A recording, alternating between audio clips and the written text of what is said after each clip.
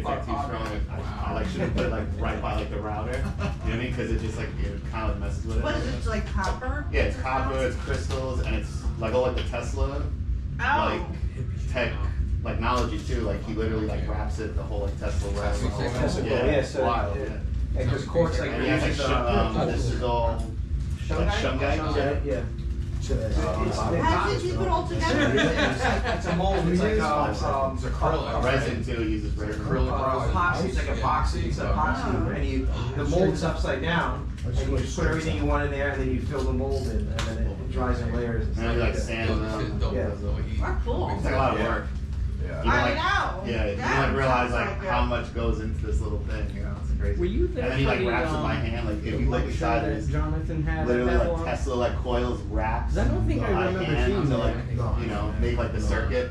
And, It's pretty wild. and that actually connects to a symbol too within Magic and on your shirt. Ah. Yeah. Oh, you can see it from this side. Yeah. Yeah. Yeah. The pyramid also is a 5-pointed star because the pyramid has 4 sides on the base and then a point. So it's actually also connects to a pentagram. Sure. Yeah. Yep. So it's all about, it's a square. So you got the square. Actually, you know, some brothers might know what a square is. And then you It's have also 360 degrees, right? yeah, and then you have the triangle and the square, Well, 90, 90, 90. similar to a 90, Masonic apron. So it's all So it's about- kind of like as if you flattened it, it would become a Right. pentagram. Right. yeah. Really? Or just what's a pentagram? Pentagram stands for a 5-sided star. So this is just something that has 5 sides. You know, You 5 also- you points also- or 5 points. Yeah. You also have 4 angles of 90 degrees, which Yep. is 360 degrees. So it's the same thing as a full circle with a point in the middle. Wow. Yeah. Yep. So the point in the middle alludes to the ability to remain balanced. Uh-huh. You know, you try to stay centered within your boundaries, right? The boundaries are your morals, the things that you come up with, the things that establish your moral fiber, what is right and what is wrong. There's Yeah. certain things, so in society we have fall victim to what's better or worse versus what's right and wrong. Yes. I see. You know what I mean? Yes. So we should have Especially in certain, capitalism. exactly. So we should have certain things that are undeniably wrong. Yeah. That is our circle, our point with our surroundings, our jobs, certain movies, certain influences, certain things that go back and forth. We're gonna venture from our center, but we should always find our center. And in doing that also too, like it's okay to touch those boundaries, but never fall past what is our moral fiber as a person, you know, our brand. Because it shouldn't feel right because it, you know, Right. you should know when you're crossing that boundary. Right, right. Like And that- you feel it, and some people just keep going anyways. yeah, absolutely, absolutely. It's so crazy because you can't make this shit up because the point within a circle, does anyone know what alchemical symbol this stands for? Talk it. What? So the point within the circle, does anyone know what alchemical symbol does that stand for? Does that allude to? Chemical symbol? A circle and a point, you just mentioned before. No. I've seen it in the book. You said gold, right? But if you look up the zodiac sigils, right? The point within the circle is a symbol for, maybe turn on the pen for this one. The sun, right here, the sun, it's right here. Oh wow. Oh yeah. Oh yeah. It's right here. It's like he's talking about that's actually the sigil for the sun. And if you look here, so to start the class, this is Tarot and High Magic. This is Leo Season Part 2. Okay, this is Part 2, but I'm going to actually go over some of the stuff we went over last class with the Strength card. And that's the Strength Tarot cards what connects to Leo sign, the zodiac. Okay. This is Tarot key number 19, the Sun. This is Maldo's Magic, so now I'll dive into it. So if you actually look on this card right here, you see where their feet's on the point within the circle. Oh, yeah. So it's like we just spoke about that. So It's so much, right? that's why it's like understanding the symbolism, understanding like the alchemical symbols, understanding all this stuff. It's like the basic alphabet, the basic language, so you could really know symbolism and know what tarot's really all about. You know, because once again, it's one thing to use it for divination, but tarot could be used to really go deep within your mind, within your soul, astrally, meditation. What was that? You know, I love. First of all, I love you as a person, as your brother, and everything. But Thank you. Oh. I also love the way he thinks and his ability to adapt. Right. I like throwing him into uncomfortable situations and seeing how he pivots, right? So if I may. It's almost like you set him up for this shit. But he always comes through, right? So on the male side, there's 3 flowers. On the female side, there's 2. Why? Okay, let's go back to that. So what is that? So there's how many said? 3? Yes. And 2, what is that? What does that add up to? 5. Goes right back to what? 5-pointed star, pentagram. Ooh, You know, okay. it's just alluding to something. You know, it's alluding to man, right? What's man? We're a 5-pointed star. So it's trying to tell you something.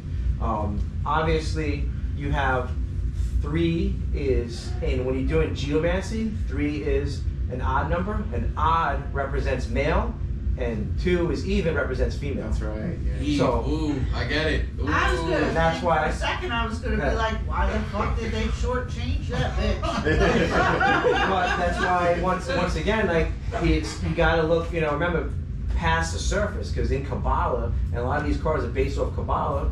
There's 4 different levels called parties. There's the surface level, literal. There's the symbolic level. There's a mystical level, and then there's the occult level, the hidden level. So why that are goes they deeper and deeper. children? This seems a little Yeah. all right. creepy. Well, why is one Okay. flower looking at the sun and everybody else is looking towards us? Yeah. All right. So now, if anyone remembers in past lessons, tarot, whenever you see a male and female, what do they represent? Does anyone remember what Extreme they represent? opposites. Okay, opposites. I don't know about extreme opposites, but opposites is good. Okay. Does anyone else remember from the last class? The unity, I can't think of the word, but It's fine. yin and yang kind of. Duality? Yes, but on a simpler explanation, the male in tarot cards always represents your conscious mind. Oh, yeah. Oh, And the yeah, female- unconscious. Remember, because male is projection, right? Male, it's an outward thing, right? Females are an inner thing, right? So the female represents your subconscious mind. And where we see them in tarot first is on the lover's card. Most cards is just a male or female by itself. But this card and the lover's card you see like Adam and Eve really, right? But basically this is the same thing, but this is your conscious mind, your subconscious mind, and they're kids because it alludes to the sun is all about what? The sun is the life giver, right? Yeah. It alludes to and I wasn't gonna get this deep right away, but we're children of the sun. And all scientists can tell you, without the sun, there's no life. If Yeah. there was no sun in our solar system, we wouldn't even be talking right now. Yeah, and you have to be in the sweet spot too, 'cause you can't be too close either. Yeah. You have to be in the sweet spot. Ooh, and that can still go back to what he was talking about. You gotta stay in your sweet spot when you're right circumscribing yourself, right? When you're that point within the circle, you can't go outside of that boundaries. Yeah. Same thing. If the sun was a little, if it was further away by X amount, I don't know exact, right? But it would be too cold, Yeah. and then there wouldn't be life. So it's exactly where it needs to be in the distance. Yeah. And But you all- also yeah. have like the squares, right? The squares allude to what? The where? Squares. Where the squares at? They're like little diamonds. No, those Yeah, are yeah. bricks. Yeah. Oh, the bricks. No, above the red. The reds. Oh. Reds? All right. So now this is Are how. those squares? This is for someone that knows. Hey. This is for some Hebrew right here. So that's actually. So what I Oh, said that's before. the hand of God. That's the Right, yods. perfect, yeah. It's the hand of God. So these are yods. Oh, the yods. So remember, every Hebrew letter has a yod in it. It's all there because in the Hebrew alphabet to show you that the hand of God created everything. So that's why they have little yods everywhere, and everything else is just extensions of the yod. So Like why is it balanced on both sides and you have one yod in between, exactly in between their like pituitary gland, right? Because ready? Because Yeah. ready? So it's also alludes to the 6 and 6, right? So that's the Star of David, or what, the hexagram, right? Hexagram is a 6-pointed star, and the 13th yod also represents like the sun or Christ consciousness. You know, the Duality? It represents like the 12 zodiac or 12 apostles around a point. So that's why it's in the center. So it's just alluding to that, and these are all yods. So it just shows you that the hand of God created everything within the universe. The reason I ask this is because I've seen in everything, right, whether it be astrology or whatnot, the female feminine has been put on a pedestal, but in the sun card and a couple other tarot cards, Yep. they acknowledge the masculine, element of it. Okay. You know, where I always see, which I love, the female being, you know, put up on a pedestal, but I see the male almost being an equivalent to the feminine. I don't see that often. That's why In this card in particular, you're saying? Yeah. Yeah, because this card, what this card represents is like the sun is life. It's trying to allude to tell us that we are children of the sun. Okay. Right? So, and the sun represents like the super consciousness, or this represents like that Christ consciousness, like which on the tree of life is called Tifereth in Hebrew, which means beauty in English. So the sun's all about beauty, like having that Christ consciousness, right? The, you know, and is something that's considered beauty. Isn't the sun almost like God? Like because the sun is personified, and the sun gives us life. It's like the manifested depiction of God. Yeah. So in the manifested realm, you know, but obviously in the spiritual realm, there's the grand architect sun, or the sun that's like beyond that, where we can't see because it's in a different realm. And the sun was very powerful to Egyptians. And wasn't Egypt one of the places Why where was it they what do you gathered mean powerful as far as what? Like, well, like they had God for the sun, and didn't they believe Isn't that a rumor? They didn't really worship the sun. wasn't it Ra, the sun god, and that they believed that each of the pharaohs was Ra? What's up, brother? Hey. yeah, so since basically most religions are solar religions, it's solar worship. It's like the Son of God. It's really, you know, S-U-N, right? The Son of God. What's up, man? How's it going? So you're right. So in the Egyptian times, that's why the East is venerating all like the occult and the sonic circles and mystical circles. Why? The East is where the sun rises. So the East is seen where knowledge rises, because we gain knowledge, we gain life from where the sun that comes from the East. So in Egyptian times, they venerated the sun and as a god, and the sun was seen as like Horus. But they had different names. They had basically the sun in its rising state, the sun in its glory, the sun setting, and then Osiris is really like also connects to the sun, because Osiris stories about death and resurrection, and the Osiris myth is a Christian myth. It's the same thing, the death and resurrection, which is all about the sun that dies when in December 25th, and then resurrects in 3 days. Right. So to them, to the ancients, and if you look down, the sun basically stays in one position. It doesn't like move. It doesn't like doesn't like descend or ascend where it's at. It stays the same position for 3 days. So to them, ancients, it seemed like it died, and then it starts to rise again. So it's all basically sun worship. Most of the religious cults now, which is actually what I'm going to touch on some next slide. So let's just go get into it, because all right, so recap from last week for anyone that wasn't here before. So right now, how I like to do classes, I like to do it based on the season. So instead of just going through every card, you know, right now we're in Leo season. So to really connect to the zodiac powers and to the tarot cards that are associated with these energies, I like to do lessons based on the season. So right now we're in the Leo season. Okay, so Leo season is from July 23rd to August, I think, 21st, around there. And key phrase with Leo is I will, and the key word is magnetism. Tarot connects to Leo is a strength card, so right here, number 8, which we went over last week.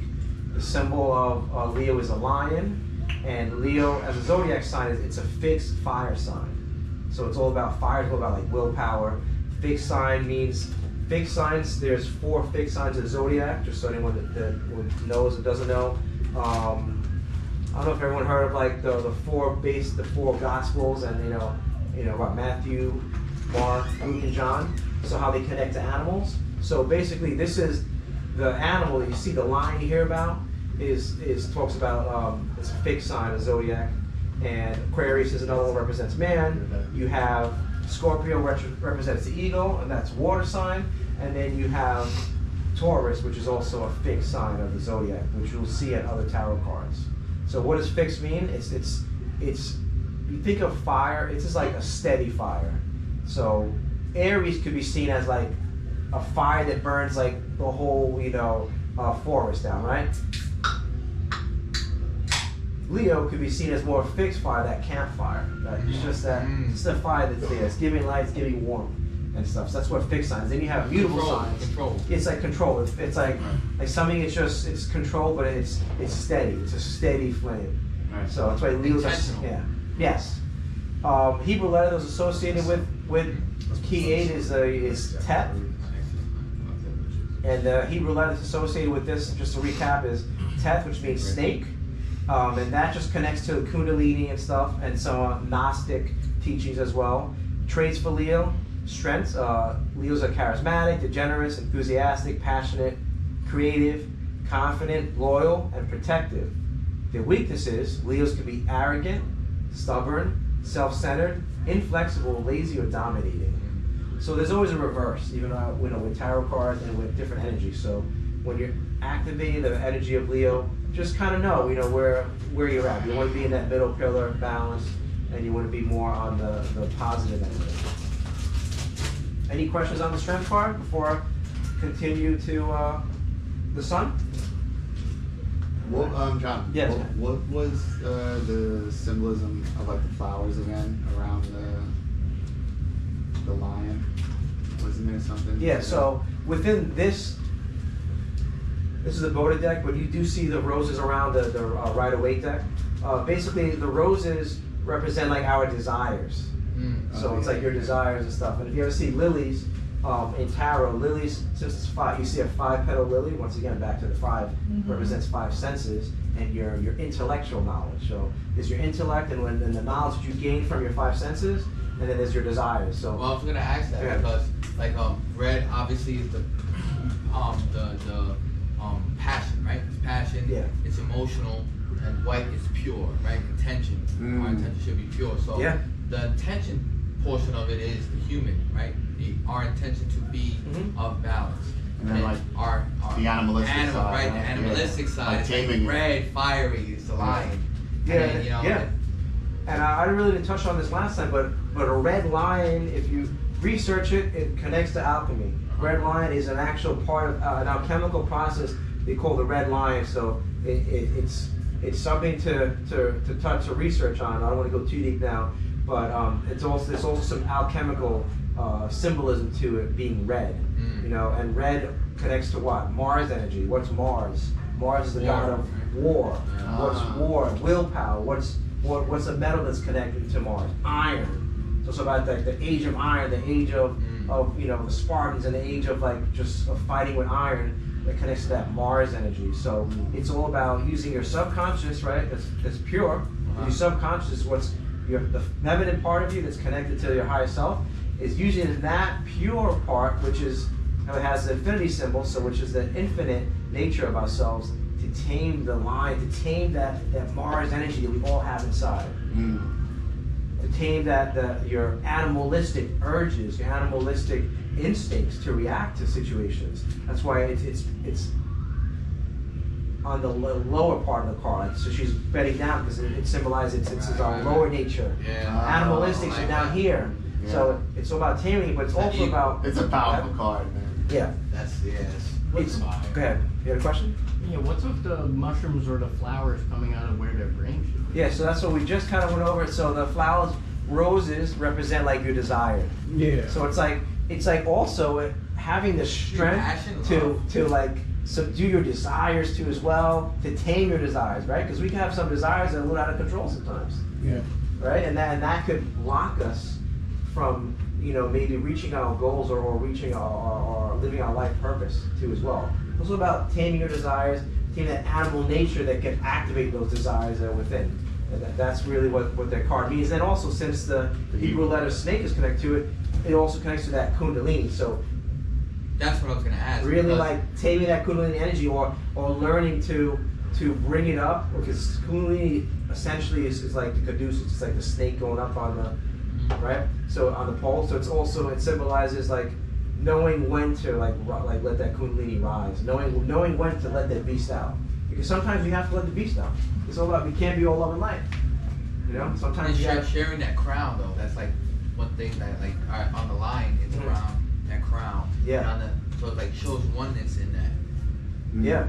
You know? And this also means right speech because she's holding the mouth, which the mouth is where we talk from. So it's about using the higher nature, our higher self, having the strength to have right speech. And it's like you said, like you said before, being able to pivot, so having right speech, being able to be adaptive. Sometimes we just talk based on our subconscious patterns, and we don't even know. We're just in a pattern, just talking, just reacting, responding. But it takes a lot of awareness and a lot of work to be able to sit back. Interesting that like this angel, this woman that looks very slight, is basically holding the mouth. Holding the beast. Yeah, holding the mouth. So what does that further It's like tells strength. you? It's like she's strong. Yeah. That's your Like subconscious. she's mentally Yeah, strong. mentally strong. Because like the amount of chutzpah you need to have. Oh yeah. Yeah. Hold the lion's mouth like that. Yep. All right, let's go to the next card. So now, since why I decided to go with the sun, right, and how this connects to Leo, because in astrology, there's different planetary energies or planets that rule the zodiac. So the planet that rules Leo is the sun. The sun rules Leo. So the sun is the center of our solar system, right? What does it do? It provides light, warmth, energy, essential for life on Earth. In astrology, the sun represents the core essence of individual's identity. So the sun symbolizes your ego. That's why when people ask you, what's your zodiac sign? We're really asking, what's your sun sign? Where was the sun in what house when you were born? And that's what determines your Aquarius, your Aries, your Taurus, your Scorpio, whatever sign you are. It depends on what the sun was in, which is your conscious self. It also associated with vitality, right? Self-expression, and a fundamental sense of self, driving one's ambition and life purpose. So it's a lot of power in the sun, what the sun symbolizes. So whenever you're doing a reading, you pull the sun card, there's a lot to unpack there, depending on what the person's telling you. You could really direct, based on the knowledge you learned, you could direct the reading of divination. Say, well, if they were asking for business or something, and they get the sun, and it's in the present, it shows that, it's shedding light on something, that's about to grow. Or maybe you need to take the plant out. The plant represents your new idea, your new business.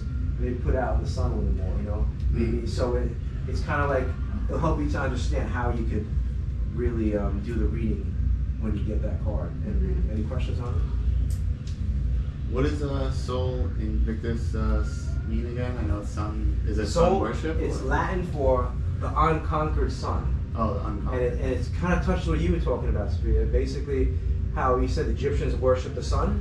Mm-hmm. Well, also, before Christianity, there was a cult group, and there was solar worship within the Roman Empire, and it was Sol Invictus. They worship the unconquered sun. And that's not the sun we see. It's like the invisible sun behind the sun, or it's the fact that the sun always sets and rises, so it's unconquered, right? Oh, I see what you're But it also is a cult where they actually did different initiations to transmute themselves. So that's why I use that picture to go on the next thing, talk about what the sun card also connects to is Sol Invictus, the unconquered sun, and the Mithras cult. So this is, so once again, everyone heard of Mithras before? Yeah, you have? Yeah. Mithras is like, it was a cult that the Roman legions and military were in, and they were all over. They found over like 500 of these lodges. They were in caves. Wow. Okay, they were in caves or grottos. Oh wow. Okay, grottos. Yeah, caves or grottos, and basically there was a 7 initiation system they would do, and where they would basically transmute themselves, and they were worshiping Mithras. Mithras was basically a Persian god that connected to the sun. Oh wow. He had a lot of different depictions. You've seen him wrestling a bull, like conquering a bull, which meant conquering, the Taurus, which was like the last. You know what's funny about that? I'm sorry to say that. I'm working in Grand Central Terminal, right? And it has said that the ceiling has zodiac symbols. Oh yeah, But the zodiac symbols are backwards. They're all backwards, and it was a mistake, quote unquote mistake, from the designers, right? Yeah. But every symbol is backwards except for Aries, which is facing Taurus. Right? Normally in the zodiac, it's away, it's facing away. Uh-huh. So it's purposely facing Taurus, Yeah. wrestling the bull. So continue. That's interesting, yeah. Wow. So yeah, because and Mithras is usually depicted like that, wrestling. I don't know if I put that picture up here, but this is another depiction. Why I chose this picture because, and this you can find in Manly P. Hall's book, Secret Teachings of the Ages, which talks about everything, all the hidden knowledge and groups is in that book. But why I picked this because you have the lion, which connects to Leo, Right. and this is also. Is that like Kundalini energy too, like coming up in, right? That's one thing. And remember before I was telling my product, the stone that builds rejected? This is a keystone. Oh, wow. This has Masonic symbolism to it. Oh wow. A keystone is what's the last thing put on an Yeah. arch, right? Yeah. But Yeah. back in the ancient times, the keystone, right now the keystone is the pinnacle of the summer, or when the summer starts, is in Cancer. So the summer starts in Cancer season. But back in ancient times, Leo was in that area. That's where the summer season started. So that's why you see a lot of ancient symbolism with a line there, but to symbolize this keystone is the top of the arch, the pinnacle, and this is Mithras, who was born from the rock. And then you see, it's hard to tell, but there's three figures there. So Oh, they're kneeling. Yeah. yeah, so that it's three. Why was it considered a cult and not a religion or Okay. an organization? Because a cult is something that maybe had members, right? Not everyone was privy to joining. A lot of it was mainly based like military. It was a way to like really instill like it's like a knightly way back in the ancient times of how they kind of trained their troops and their soldiers, because a lot of it was all about being humble and really connecting to your true self. It taught them that we are like, we're all solar, we're solar beings. So they gave them that fierceness, they connected to that Mars energy, that what they needed in battle and stuff. But it also helped with them as a myth of helping them to purify their character and stuff, so they could be stoic and stately and honorable. So it was almost like part of being a soldier back then. Yeah, Like, well, also too, like when yeah. you punch into work, if you're a mechanic, you punch in, you're a mechanic, Mhm. right? You go into church, you're a Christian. You know, so it's like I feel like it's like and your point, place, and time, Yeah. your purpose and intention in dwelling in that space. You're dwelling in the occult. A ritual is very similar to brushing your teeth every morning. I think what I'm saying is like nowadays Yeah. the word cult Yes. Yeah. has Negative is connotation. like it's very loaded. Yeah. Like so it's kind of like they like the what makes something a cult is the fact that you're not allowed to have like Secretive. Well, and there's you're two, not allowed right? to have access to There's- outside of the cult and all that kind of stuff. There's They're trying cult to with a keep C, you- Oh, there's yeah, I occult. got you. Occult means hidden, it's Latin for hidden. Yeah. So occult, when I talk about the occult, I talk about the hidden stuff. When we talk about a cult, this was literally a cult, a group of like-minded people that worship, a certain thing. The only members were allowed in it. Like, so it's just not the Yeah. same meaning that we would think of a cult today. yeah, today we think of cult Jim Jones, the Kool-Aid. We think because because cults today have historically the ones we know about end in negative situations and stuff. But that's because usually if it's a bad cult if it's like centered around a human figure. If it is a human figure, Exactly. it's a head. Yeah. That's what you know it's a cult. But Especially if he wants everybody to have sex with him. Yes. Sex. So yeah, they essentially the ancient cults were on like beings, were on like gods. It was Yeah. different. It was just a spiritual nature to them, so just to keep going. So Sol Invictus, you had a question. Stands for unconquered sun, right? It was prominent deity in the later Roman Empire, officially established as a state religion by Emperor Aurelian in 270 CE. The worship of Sol Invictus merged various earlier sun deities into a single, all-powerful god, symbolizing the invincibility and permanence of the Roman state, which actually is still around today, just so you know. It's America. Sun worship as a sun god, right? So Sol Invictus was associated with life, power, and victory. His influence was seen in the daily cycle of the sun rising and setting, symbolizing renewal, resilience, and the eternal struggle against darkness. Wasn't there that cult of the sun in like California where there was a bunch of murders? There's probably a lot of cults in California. Yeah, that's the place to go. But it was like the Knights of the Sun or something like that. There's the yellow Yes, belly there was cult, okay. too. There was a Knights of the Sun. It actually just popped up today. I was researching it.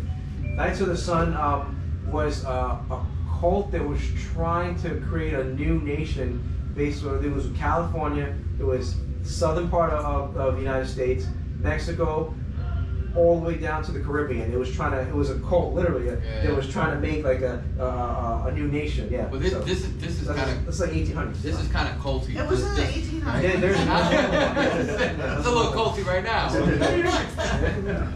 Yeah, you know, like people meeting up for like-minded From the causes. outside perspective, correct, right? yes. Not from the inside. And you know, a lot of the rituals in the cult, in the Mithras cult, believe it or not, they had stuff like they did what's that word? Communion. They had a communion. They had a lot of symbolism that was later grafted into Christianity. It's like a purification before you indulge, right? And what they did with Christ was, since Sol Invictus, that cult, the Mithras cult, was like heavy, and Sol Invictus became like the national religion in the 200 something CE. You said, right? Christianity, from anyone know the date when Christianity became the empire, the religion for the empire? About 400s. That was after what's that famous emperor? Constantine. You ever heard of Constantine? Oh yeah. Constantine saw something, said in hoc signo vinces, and that's Latin for in this sign, close, in this sign you will conquer. And apparently he saw the cross coming out of a cloud, and he said that, you know, I have to change the Roman religion to Christianity, and we're going to conquer. And then eventually it transformed to the Catholic Church. But it was all based off the same thing. The worship of Sol Invictus, often considered a precursor to the adoption of December 25th date for Christmas, aligning with the festival of winter solstice when the sun is reborn. The connection to the Sun Tarot card. So the Sun Tarot card embodies theme central to Sol Invictus worship, such as enlightenment, vitality, and the triumph over adversity. Was Christmas always a fixed date in Christianity, though? The problem is this, is that I don't know why, they switched it. Technically, Christ should have been really born in Easter. I think that's when he really was born. But for some reason, they put in Christmas, because if you had him die and get resurrected in December, it would correlate with the sunrise, dying and resurrecting. Right. They kind of switched it, but Well, like at that time, you had a lot of pagan worship and stuff like that. So to entice, Even the Christmas tree is like pagan. Yeah, They just Christmas tree. switched over and kept the dates the same. Yeah, Christmas tree is something from like Yule Norseman. is so Like, if you know- the same as Christmas. if you knew Latin at that time, the Mhm. Bible would be so much more powerful. Oh, yeah. Right? Yeah. Remember, we're dealing with an English translation. Yeah. It's so watered down to Mhm. the original Bible and what it would be. You know, Yeah. it's crazy because With all the books that were Yeah. in it, like originally that weren't removed. it's so Yeah. watered down. There's Yeah, like- like who's there's the like over a person that dozen decided, oh, this doesn't fucking Like belong Enoch, there, for you sure. know? Right, Enoch, the book of Enoch Yeah. talks about friggin' The I'm reading that Council one of now. Nicaea. The Council of Nicaea is when they did it. Angels and They all demons. they decided what's in and what's not. Because So it doesn't originally, fit the narrative to. Christianity was a Gnostic. It was a Gnostic religion. It was based off like the Gnostic, doctrines, and of gnosis, of knowledge, union with God, and that was basically off like James, the brother of Christ, like had there was kind of like old school, still like Hebrew style, and then Paul kind of is what the faith they have today is based on Paul style. He taught grace and all this other stuff. He never met Jesus really. He just had a vision, and then he used to actually persecute the. It's so funny too because the books of the Bible were not written right away. They were written like years later. Apparently, say Matthew was writing stuff, and I think John. Well, the only two are writing. Everything else, if you go Luke was just a doctor, right? He was a Greek doctor, and Luke just wrote for Paul. So Paul, he wrote like Paul's story. But Luke actually never met Jesus either. Only like the Matthew actually was there with Jesus, and John, the beloved, was there with Jesus. And John was the only apostle that wasn't killed for being a follower of Jesus. Every other apostle was crucified upside down, on like the one was crucified on an X. Some were beheaded. But I'm pretty sure for a while these were just like stories that were talked from from one person to the other before they were like actually recorded. And so You think about like what type of influence did you have, right? Because like we're a small group. Yeah. How many friends do you have on your Facebook? That's the type of influence you have, right? How many people actually like your photos, right? And that's on a mainstream media platform, right? So to be somebody like Jesus walking the streets of Nazareth, right, and traveling within the Mediterranean, how many followers do you actually have of power to be deemed a threat to the Roman government? Yeah. That's crazy. Yeah, that is pretty wild. Without any social media, it's just word of mouth. It's just you know? this dude walking And not only around. that, but they have to describe this individual who probably looks like everybody else. Yeah. You know? He's like, oh, well, yeah, he looks like this. Oh, well, everybody looks like that. yeah, Well, everybody's got a freaking beard. Well, just look for the leopards. And he's curing those guys, you know? And there's a lot of stories that there was two. You get into some deep stuff that there was Jesus, the Messiah for the Hebrews was supposed to be someone supposed to come and help them to overthrow the Roman Empire. Supposed to be the Messiah, supposed to be like King David, like second coming of King David. Supposed to be like an army guy. So some say there was a Jesus that was like the pacifist, and there was a Jesus that was like actually trying to do that, and that's the one they actually crucified. Oh. Because it was Duality. like common names. He was really So there was Yeshua, like it was really Malcolm Joshua's X name. and Yeah, you can Martin say that. Luther King Jr. Exactly. Yeah, and they both died. We got Jesus, Jesus, Yeah. Jesus I. Yeah. And it's also like, yes, they could have, they performed miracles. And remember, you have to understand history. The Roman way was to deify people. So before the Roman took over the religion of the Roman church, he was, to the Jews, he was just seen as a great prophet. To Muslims too, a great prophet. But if you know Roman history, they would deify them, like Augustus Caesar. They would deify them. They would make them divine. So it It's wasn't just in all their about custom. worshiping Jesus necessarily. Jesus basically, he never really started a church. He just said, follow me. And he did say in the scriptures, greater than these things you shall do. That means that you'll do greater things. And so he was trying to tell you to connect to your true self. We're all children of the Son. We have these infinite powers. He was trying to teach you how to do that. Yeah, so So people made it. I mean, Jesus literally say, I'm the Son of God. He did. But when he said it, let's go to the next slide. Ready? Well, The Son of God is Kabbalistic for this. Ready? Right here. The Son of God, because in Kabbalah, obviously, if he went to Egypt when he was a baby till 12 years old, and that's significant too, 12 years, so yeah, he was taught by the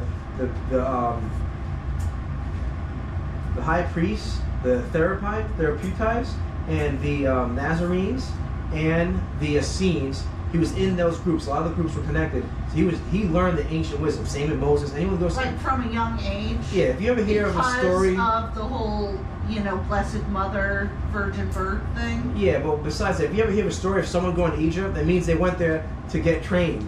So the fact that in the Bible they talk about him going to Egypt is he went to get trained. He learned the Kabbalah. He learned all these teachings. He was an initiate. Yes. Yeah. So that's why the therapeutites, they wore white, and so did the Nazarenes, and so did the Essenes.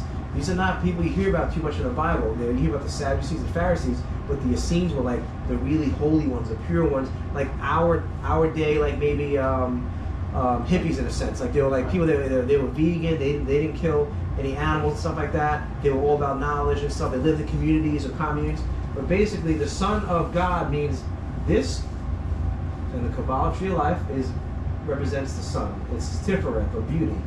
This is what associates this sphere as the sun. Behind it connects to like the crown. This is like the part that's seen as the Godhead, where consciousness emanated from nothing, went into this form of the Godhead, and then went down like a lightning strike all the way down here. And that is why in Genesis they say the angels had that lightning sword, right? We hear that before, a lightning sword that guarded the Garden of Eden. So that's why they say the Son of God represents the sun. That's the only way you can see God is through the sun, because the sun is in front of the direct line to the Most High. And that's what he was trying to explain to people. You know, that you can't see God unless you go through me. And he's trying to tell you that he's Christ consciousness, that incarnated to give us this whole, you know, new way to follow me. The way of what? Not eye for an eye, you know, a way of just turning the other cheek, a way of just that was different, wholly different, a way of just healing people, not asking for money, you know, a way of teaching people. So where back then you didn't learn anything unless you knew money or unless you were in the noble class, even up until the Middle Ages, right? Oh yeah, you know, and so he was teaching people. So he was that trying was to a change. big He was trying to basically change the consciousness. And they say that he's an avatar. Krishna was the same way. Buddha's the same way. Muhammad, these are all the same avatars. They come back at different times when the earth needs it, when it's all turmoil, when we need something to help to reset our consciousness. Because remember, we're all collective consciousness. Mm-hmm. And if the way is killing people, like this is the way, if that's the way, then that's the collective consciousness rides in that way. So they could all be this, like it's all the same. But that's all kind of what I feel like. It's like it's all the same religion. Like all religions are pretty much not the same, but like have a lot of similarities. So different naming and different perspectives. That's why in Theosophy they say, if you ever heard of Theosophy, research the Theosophical Society, it says there is no higher religion than truth. Because every religion, they say, was a time of Atlantis where fractions of the truth broke off. So every religion, they say, has a piece of the truth in it. Right. But so they say there's no higher religion than truth, because truth. Now what is truth the deal with Atlantis? That's a whole other topic. Do you see though, like what we're doing here? Yeah. It is so special because this goes back from the time immemorial, right? Where we question all the answers, right? Yes. You have Yes. like this is what people used to do in caves. What we're doing right here, people used to do in caves. Yeah. You would be hung, stoned to death. Yes. All of these things for what we're doing right now. That's why they have to do it in caves, yeah. Or even what do they call them Yeah. in France or something when they a salon. They would call it Yeah, a salon, yes, yeah, yeah. Yes. Where everybody gets together and they like talk about truth. You know? Yeah. Or they So, debate talking about these or topics. whatever. Right now. This is the only way consciousness, you know, the only way we could evolve is if we're all searching for truth. Mm-hmm. If we're not just saying, all right, it's said it on the internet, so it must be true. No. Or if we don't just really understand why there's a two-politic system, because there's you know, two ways of thinking based on from the inception of the first people in the colonies out here. So everything has an origin. So it's always good to study and find the origin, find why, you know, our religion is based off really sun worship. Why this pagan stuff, like within a Christian religion, it's considered non-pagan, but it had to be because that was the only way that they could unite consciousness. What's consciousness? It's a collective way of thinking. So people want to still celebrate this stuff. But to keep going on, I go on forever with this stuff. So if we stick with the sun card, right?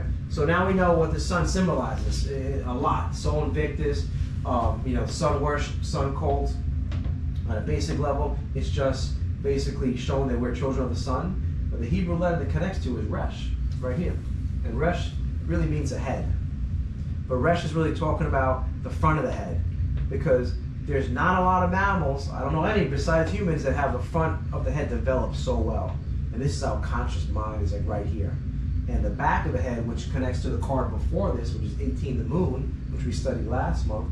The moon has the Hebrew letter Kof, which means back of the head. So these Kabbalists, they knew this stuff. They knew what they were doing. The back of the head connects to the moon because the moon is what's associated with your subconscious mind. So the subconscious is in the back? Yeah, because basically this is the part really that says that's ruled by at night in your dreams, like it kind of turns off and goes here, because it's like where you kind of visualize stuff back here, like this is a screen. The eyes just bring the light in. Subconsciously, you're like that. There's a dark side of the moon. Wow, ooh, dark side of the moon. That's interesting. Think about it. Okay. Pink Floyd.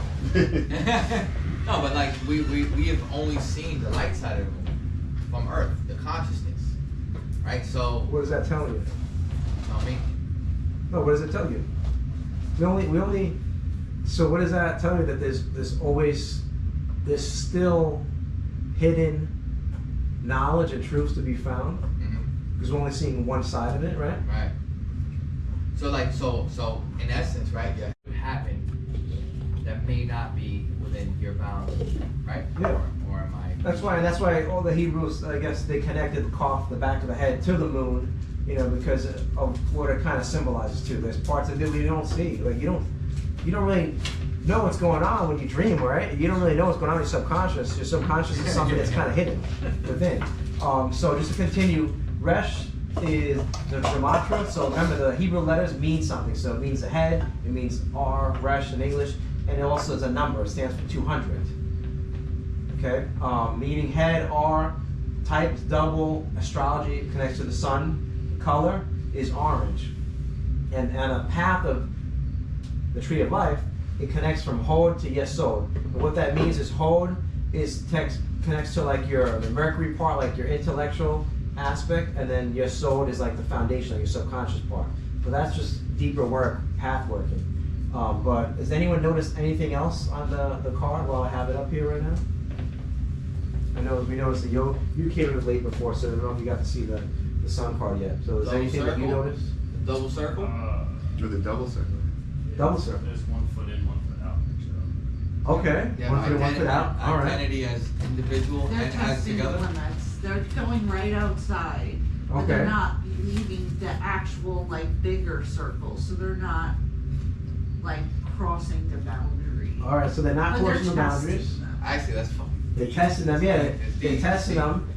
And we said before that we were talking about the point within the circle. He was explaining earlier. So it's kind of like saying that like this point is like find your point, and then your circle is around like where you work, where you live, stuff like that. And it's like you never really go outside the boundary, like knowing what's right and wrong and stuff like that. So this card in particular for today, that point within the circle is also the sigil for the sun. If you're doing magic and you want to activate the power of the sun, you draw a circle and a point in it, and that's connects to the power of the sun. And that's what they have here. But the masculine is the male represents your conscious mind, your subconscious mind, and the holding hands because it's all about being reborn. So this is all about, the sun is all about resurrecting. So it's all about within you, resurrecting your true self, meaning combining your conscious and subconscious mind and resurrecting it to know that you're truly children of the sun. And then there's balance though too. Yeah. When in terms of actually doing the sun, when they say like this is kind of the side question with the evocation, like your hand, your right hand, and the sign of evocation. What would that be with your hand? What do you mean, right hand is what? If you're like face the east, put your Yes. right hand in the sign of evocation. What is that actually with your hand? Like what is that sign? Right, well, evo like up here, like this. Yeah. So like, you're talking about like doing like a banishing or invoking ritual? Yeah, so if you see the magician, he has his hand up like that, because right hand is seen, always has been seen or deemed like the positive part of us. Yeah. Right? So basically the right hand is what connects the power, and even in religious stuff, the right hand is what holds stuff, So basically in invoking, you use your right hand if you're holding a wand in your finger, and that's where you're drawing the power from above. And the in divine. terms of the sun, so what I'm getting is, I mean, I've just kind of seen it in my personal life. For some reason, every time this year, when it hits this month, I get like an injury in my physical body that makes me become more feminine. But I've noticed I've done like tarot on a girl, and before you guys even went over, just like the intuition was basically with the card and the girl, and the line was like women becoming more like masculine during this time. Like, I don't know, have you seen any correlation with that in the sun? So you're saying during the Leo season, women become more masculine? Like the inner line within. Then like men learn to be like that. Like it's all like the That's quiet interesting. power. Is that in a Well, it's couple Leo state season, or and we might have a singular? female president. So. I just know as I was just doing readings, and I've seen it in my life, and also when I've done readings with people like at this time, it just always comes up. It's like a weird thing. Interesting. Like the whole Tiger's Gate portal thing. I think that comes from lacking though. I think it's Oh, Lionsgate portal was 8/8. Yeah. I'll stay away from Remember, that. it's like where your focus goes, your energy flows. We're so powerful beings that if you focus on something and you're like, every year this happens, remember your words are spells. You're creating it. You're creating it. So you're that's in your reality. You're creating it the same reality every time. Yeah, manifest. You could be noticing it, but you're also maybe unconsciously not knowing that you're actually creating it too as well. Or you could also be connected. Remember, it's always half truths. Like you know, it could also mean that, yes, during this season, people are more receptive to those subtle energies of Leo, you know, which could be seen as a masculine energy, right, in a way, as Leo's strength So are and you saying protection. though that you think that men become more feminine during this season? The or red become car more theory. masculine? I think definitely women. Or in the Matrix, the girl lady in the red dress there. Yeah. Like the whole thing Right. of like taming the line with it. But it could be in reality because I'm reading. Yeah. Well, like the way that the Leo card, the strength card that Yeah. we were just looking at, Yep. that is kind of what you're talking about because the Right here. strength card is literally a woman being masculine in a way, like because she's Honing the taking. film, man. Yeah. Like when I see that card, I just think of like Mm-hmm. a priestess woman that's like letting her sexual energy come out. 'Cause that's- Oh, that's okay. what I mean, that's what. Ooh, So I like that too. I like Yeah. that too. That's true, It too. could be that, but remember, what is she doing? Once again, She's taming the beast. she's holding the lion's mouth. So think of what's a lion, a beast.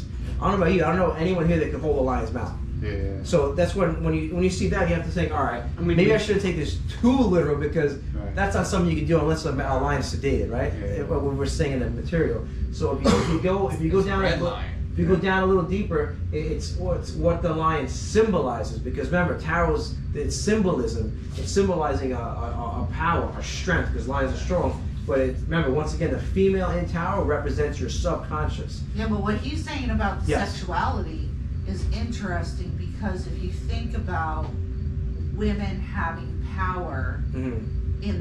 in back in the day, is there was always a woman behind a strong man. Well, go back to the And next that card. Go back to the next woman card. can control that man quite easily with her sexual prowess. But it comes down to and this is strictly just my observation and opinion, right? So, right, you have your circle, right? You have 1 foot in togetherness, 1 foot out individualism, right? Yeah. Now they're both leaning towards Mhm. one, Mhm. right? Yeah. But at the same time too, you know, they hold their hands, right? You have the M here and the sun. Is what? What's the M? That's the.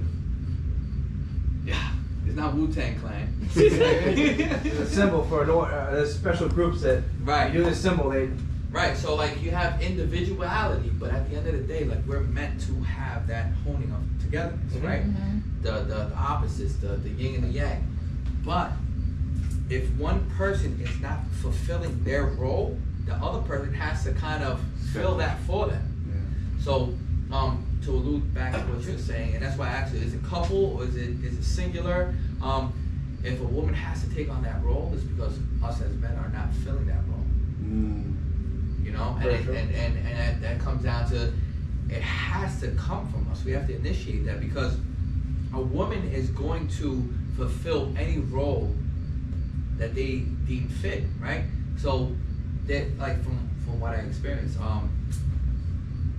to be blessed enough to really experience a woman in their complete feminine, they have to be a strong foundation. You have to present that safety, you know, that you that ability to make them feel safe and uniquely themselves. Where you're not meeting the secretary, you're meeting the boss. You know.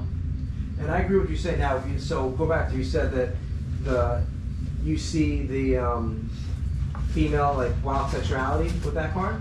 Well, it's just I just see with that card Because- what came up was just it's the quiet power of the feminine where like just because it's also your thoughts like I don't want to get too much in like I'm reading a lot of books.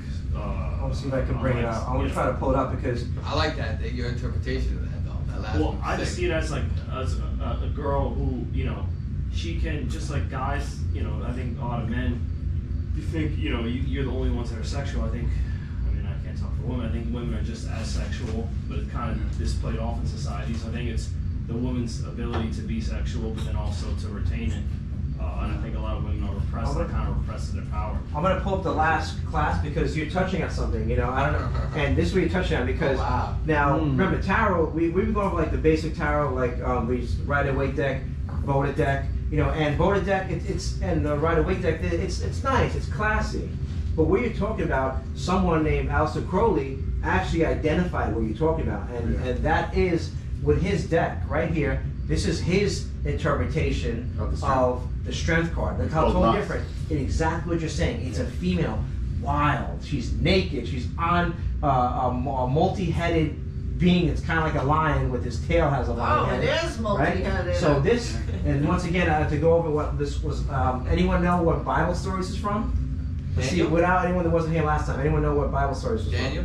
from? No, I think you would like it to be, but you could say that because Daniel the lion's den, right? Anyone know? It's something in the New Testament. It was written by an apostle that wasn't killed for being an apostle. And I said the same name before. Nope, John.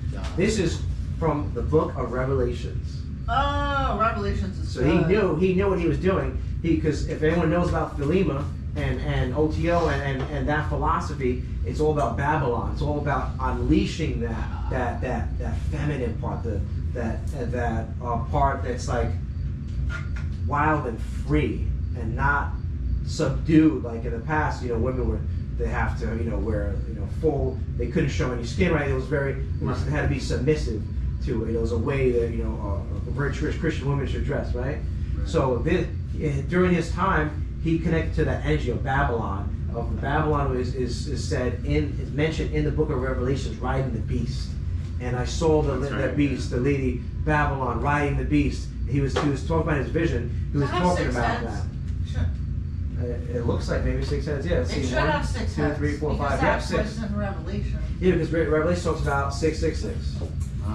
And 666 really is this theosophical reduction of the first 9, or all the numbers in this, all the numbers in the tree of life. It reduces down to that. 666 really it connects to the beast, but it connects to man and part of consciousness, like a beastly consciousness and stuff. But 6 electrons, 6 protons. There you go. Well, you want to know something interesting? Just one more point. It was weird. I mean, it's not my own thoughts. It's just kind of looking through when I was doing reading for a girl when I was on this was basically saying that like she could have any man but never need him again. You know what I mean? Like the idea of like a lot of women like she could basically this woman could have any man she wants but never need him again. Like the idea that a woman usually gets attached sexually. Yeah. Because that's just like a feminine thing. You're taking like the essence. But that's what came up with that's the whole strength. Yeah, this is different. This card is all about like Babylon's all about freeing the It's called lust, right? The card's called lust. No, this one's called lust. Yeah, Lust, wow. It's all because this can remember Leo. This has Leo there. It's connecting to this is Teth. This is also another connect. Obviously, Teth is what the snake. So it's all about letting that sexual energy out there. And within that group, they have this different magical rituals and stuff like that. Beastly too. And it's all about letting that beast out, but connect and which is that raw energy that creates. It's also about its creative energy too as well. Can I ask you just on this one right here, right? So you have the female, right, lustfully engaging in these earthly passions, right? Yeah. And taming that beast in a way, right? But she's reaching into the heavens. Yeah. And there's serpents up there. Why? She's got a scepter too. Yes. Serpents. Remember, once again, serpents. It's like understanding. If you understand Hebrew, that the Hebrew letter that connects to this card right here, you can see it clearly, is the snake. The author knew that, so he's trying to further draw and also are these snakes or are they other things? What other things? What other things swim to a center thing to create life? Sperm. Okay. You know what I'm saying? So there's a lot of other things. Remember, once again, lust, sexuality. He's trying to allude to a lot of other stuff. And then what is this? This looks like a Did what? they know about sperm back then? Yeah. What? Yeah. You know about what? Did they know about sperm back then? Yeah. I believe so. I don't know if they didn't have microscopes. but no. Well, They wouldn't have known what sperm looked like. this was in 1900, so I think they had microscopes back then. What was the first microscope, right? They had. This car was designed by some guy was like, you know what? I want to see what this shit looks like. Yeah, so I just wanted to pull this up to show you guys that. which kind of connects to Science plus. kind of connects to what you were talking about, you know, and that. You said that author- was Aleister Crowley's deck? Yes, this is his deck. So if you We ever, have it if here, you we ever, have he has it. it here. The Thoth deck is you got to really understand mythology and symbolism to understand it. He takes it and he just totally goes look how nice this looks like. Oh, nice tamed lion, and now it's just lust. It's just the craziest.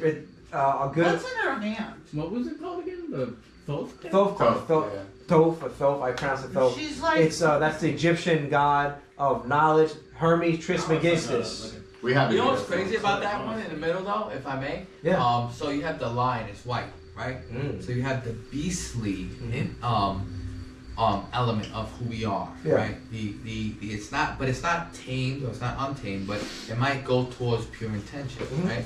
And then you have the falcon, right? Or the Eagle, yeah.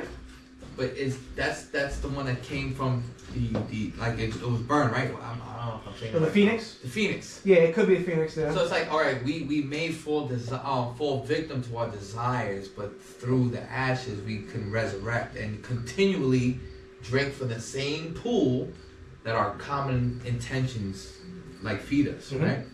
It's really, and it's also alluding to alchemy. It's hard to tell on this screen, but it's lion and eagle or From the phoenix. same, from the same urn They're or whatever all it is. If you so. want to take a look at the card. It's really the eagle, right? Mhm. And Thank you. I was the regular tarot Yeah, cards, like right? 10% off too. Let me see if I can show you guys, just so We can you're on take the it. same page.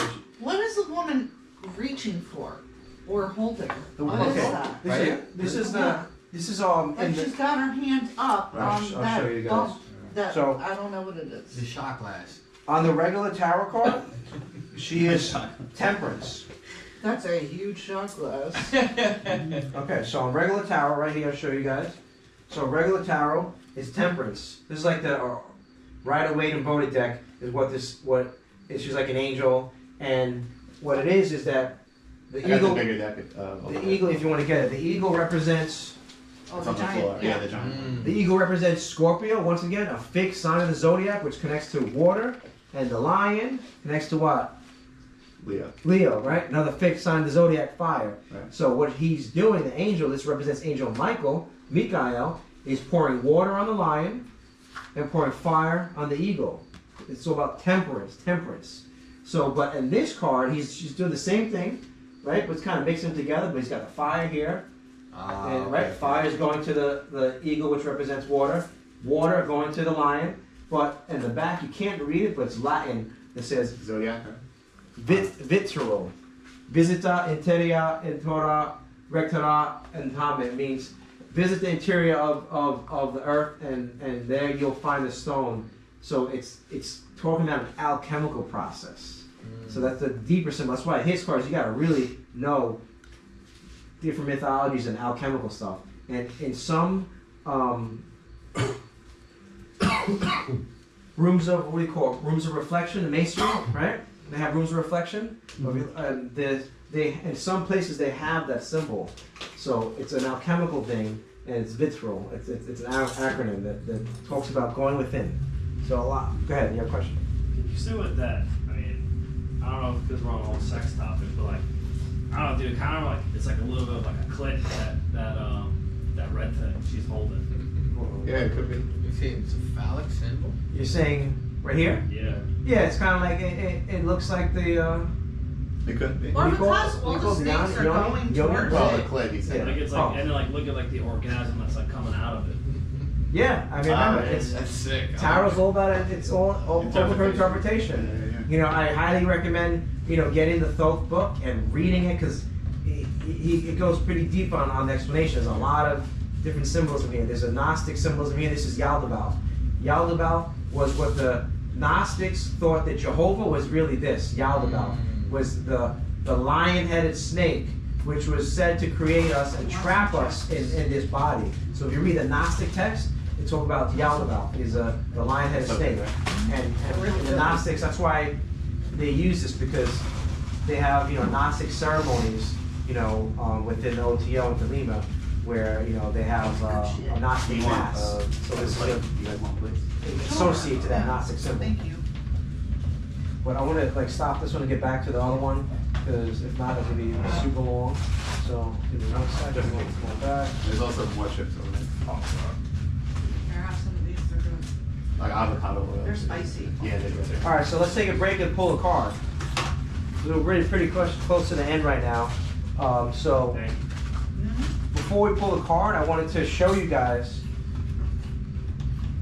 the different versions of the sun. So this is a Boda version we were discussing before, right? You see the two male and female kids together, right, pointing within the circle. This is the Rider-Waite deck. Once again, remember, these three authors were all in the Hermetic Order of the Golden Dawn. They all were, into different occult studies. They all were in Masonic orders that designed these decks, right? This was Arthur E. Waite. So E. Waite's a famous Mason and a famous magician in the Golden Dawn. Crowley designed this one, and Paul Forster Case was also in Masonry and within the Golden Dawn order. That's why these major cards, these are the three most popular decks used in tarot, were all based off high magic. But notice the difference here with the Rider-Waite deck. So, and you guys notice anything different among these three decks? What do you guys notice? Or similarities too. I mean, what does the horse again represent? In the middle? Horse, once again, you gotta have some, biblical knowledge too. White horse represents one of the horses in the Apocalypse and Revelations. So it's all about, white horse. But this is trying to allude to, once again, like the sun regenerating, like knowing that we're riding on that horse, the coming of an age of the sun children. I also love, like, in certain religions where the sun represents consciousness versus universal, right? Like in Christianity and Catholicism, you and God have a certain connection versus like Islam where law is law, right? So the sun and these two cards have a face consciousness. Yeah. Where it is what it is, right? Yeah. You're saying on this one? On this one, there's no face, there's no identity. Yeah, so that one, That's mine too. I could definitely be wrong. there's similarities with this card and this card because you still see the two figures, right, together. They're still there in a sense. What's it called? The children. Like in every single one, it's all children.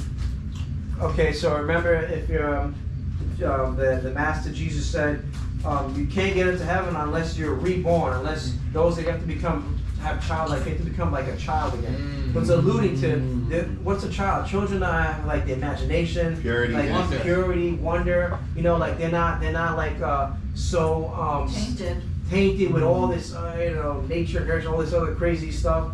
It's like you have to have childlike faith. You have to become born again, reborn as your true self, as you're a child of the sun. The beginning of a new journey. Yeah.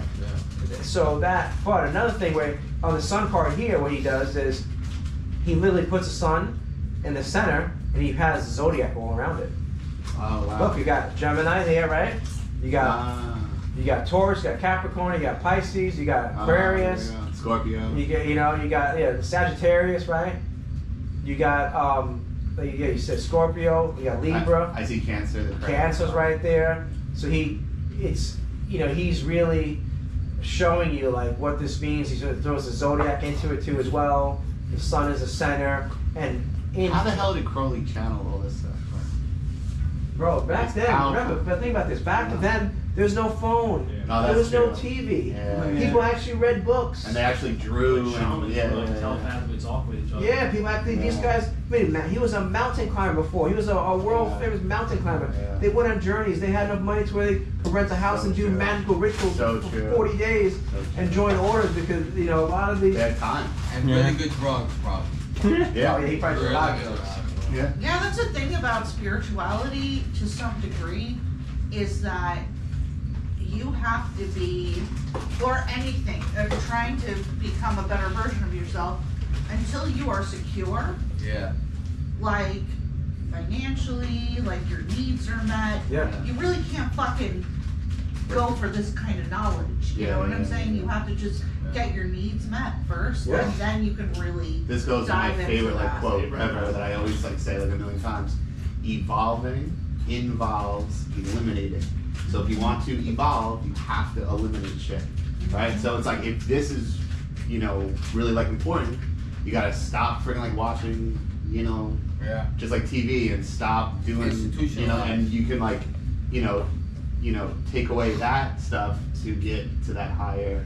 whatever you're Sacrifice, trying- yeah. And all the greats, if they wanted to learn knowledge, they sacrificed, stuff. So monks, they, sacrifice being and maybe getting married, or just so they could have access to all those books, to be in the Vatican and do all this stuff. Same thing with the Jesuits, so it's understand that it always takes sacrifice. Well, It takes how discipline. often too do you like spend time with yourself, Like, right? that was We're always in evolving. service to everybody. Evolving involves eliminating. Like, I feel like it's like a you go to law work, that we you don't focus talk on about. a cause. With anything, think about it.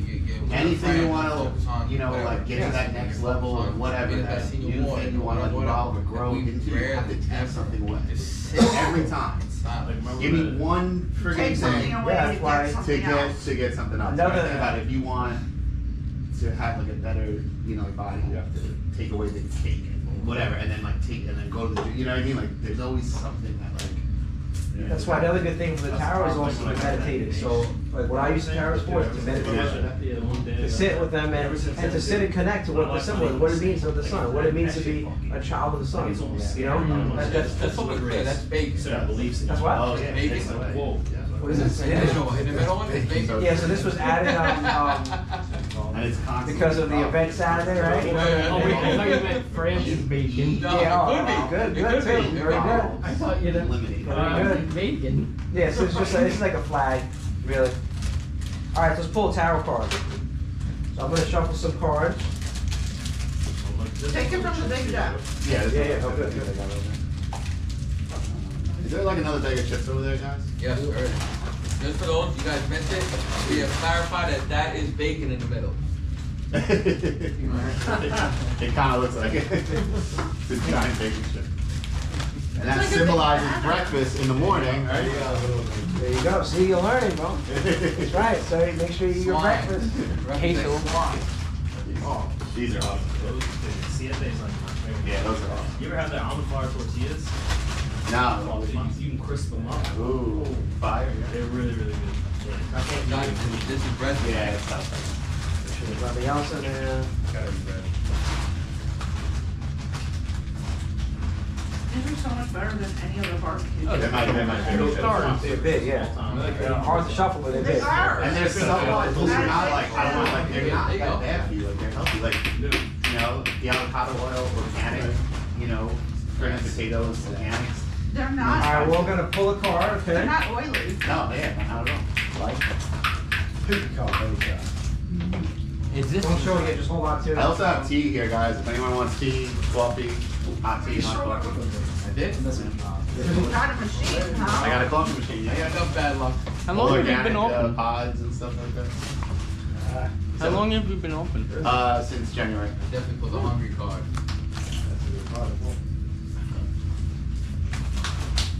Babylon hungry card. It was supposed to be lonely call, now it's only the lonely call. Yeah, I excited going to village. Card. I just came from there. Did you?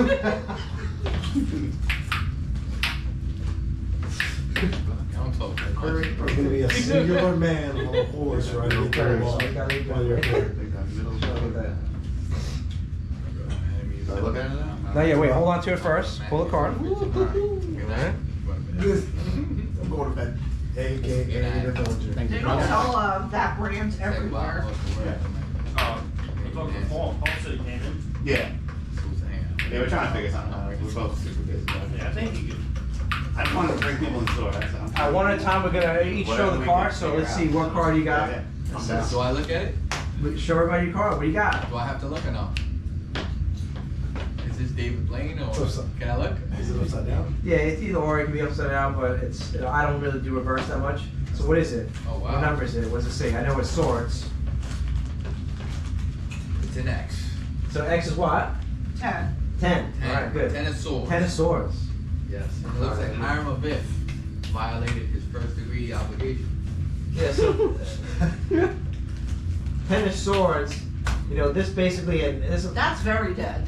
yeah, like something that you're going through, it's just telling you that it's done. How many swords you need in it to show you that it's done? 10 swords in it to show you that. Fuck. I don't want to hear that though. But I love her. No, I'm just kidding. That's hard. But you know, it doesn't. You know what it's for. Let me see your car. What do you got? What do you got? Just Jimmy. That's it. Chariot. Wow. Okay. Chariot actually connects to Charity. what's the zodiac sign? We went over this last class. Oh, Cancer. Cancer. Cancer, that's right. Yeah. So start to learn. So that's showing Cancer. That's your Chariot represents your personality. So it's really you pulling that card is basically showing you something with your personality, like, but that your personality is being guided. So that's like connecting to your true self. That's what that card's about. It's a Chariot. Exactly. He's someone that basically has been able to subdue opposites, the sphinxes, black and white opposites. He's balanced. He's in the middle. He's directly connected to the starry canopy, which means the divine influences. So this shows that right now, whatever you're doing within your personality, you have balance. Oh, you doing it. I like that. So what card you pull? I got the King of Cups. Ooh, King of Cups. Okay, so Emotions, we got emotions. It's Water. It's water, right? And I'm Cancer. That's right. You're Cancer. Wow. That's Water. Well, what do you so? King of Cups is obviously, it's all about rulership. It's about someone that's been able to, you've been able to really rule your emotions, to really rule the watery parts of you. And remember, water is water. Water also creates. So it's a part of you that you're tapping into that kingly nature of creating, and you're using it to create stuff right now, Yeah. Yeah. right? Yeah. Right? Yeah. See? I'm tapping into my intuition and I'm Show everybody. following Right? my- You have stuff on you right now, right? Oh yeah, well I'm starting a little crystal business. Oh, that's amazing. These are some of my new bracelets I just made. And then they're Isn't it so ways much to fun? help with ADHD, right? You said? Yeah, so I make one for ADHD, Smart, that's smart. like one for calm, Yeah. one for money, and there's gonna be one for love. I love it. I love it. So, Looks like it's ebbing right over him. yeah, I think and I have learned to control Let me my take a picture of emotions the a cards, lot guys. because of It's like- therapy. On your own time, look into it. Research it, you'll find deeper meanings. All right, John, let's see what card you pull. 9 of Wands. Mood is on Ooh. So 9 of Wands, guys, okay? You see that? Oh. Those look like staffs more than wands. 9 of Wands, okay? It's So, like clinging on to that one wand. yeah, so, but, 9 of Wands, obviously, it's this, what do Wands connect to? Fire, right? Like the willpower, but this shows that this is someone that you've been through a lot. It shows you've been through some stuff, because he's holding on to a wand, right? But he's got a bandage over his head, so it shows it like, that you've used your willpower to really push through some tough situations, or maybe you're pushing through a tough situation right now. Whether it could be externally, it could be internally. Not everything's always like, always external. Sometimes it's internal battles too. We have. So the 9 of Wands for you just shows someone that just kind of went through a challenge, has been using their willpower to go through a challenge, but you're still there, and with their symbolism, they show that all the challenges that you've overcome, they show this blossoming parts of the branch. So there's gonna be fruit from it. So your challenges are meant for a reason, and it's gonna blossom into something beautiful in the future. Does that resonate? Yeah, 100%. Definitely going through stuff. Yeah. We all are. We all are. We all are. Let's see. Why? We got. What do you got? Let's see what you have. Justice. Wow. Remember what we were just talking about? Yeah. So the Justice card right here. Okay. Libra, right?